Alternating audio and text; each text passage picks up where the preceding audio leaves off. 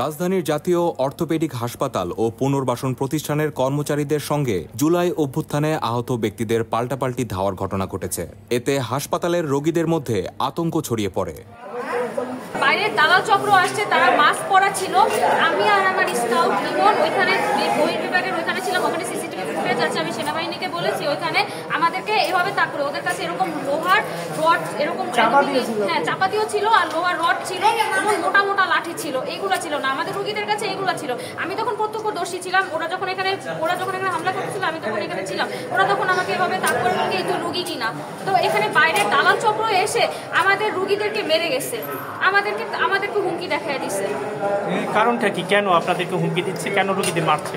কারণ এখানে এই যে হাসপাতালে কিছু দালাল চক্র, তারা সিন্ডিকেট করে। আমরা চাই যে হাসপাতাল দালাল মুক্ত হোক প্রথমত, আর আমরা চাই আমাদের রোগীদেরকে, আমাদের বৈষম্য বিরোধী ছাত্র আন্দোলনে আহত ভাইরা যারা আছে তাদেরকে এভাবে মারা হয়েছে, দুই পক্ষকে নিয়ে এভাবে সঠিক বিচার হোক। আমরা সঠিক বিচার চাই।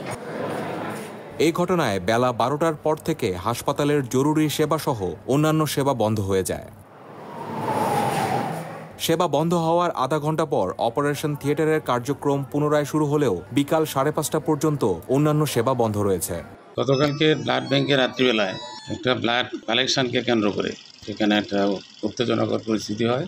আমাদের জুলাই অভ্যুত্থানের বীররা আছে, তাদের একজন বা দুইজন, সেখানে কয়েকজন ছিল, ভুল বোঝাবুঝির পর্যায়ে একটা হাতাহাতি হয়েছে উভয়ের মধ্যে আমি মনে করি।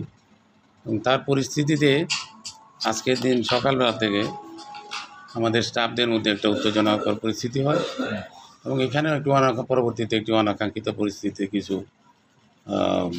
মারামারি বা এই ধরনের ঘটনা ঘটেছে। কিছু হাসপাতালেরও ক্ষতি হয়েছে, এটি দুঃখজনক।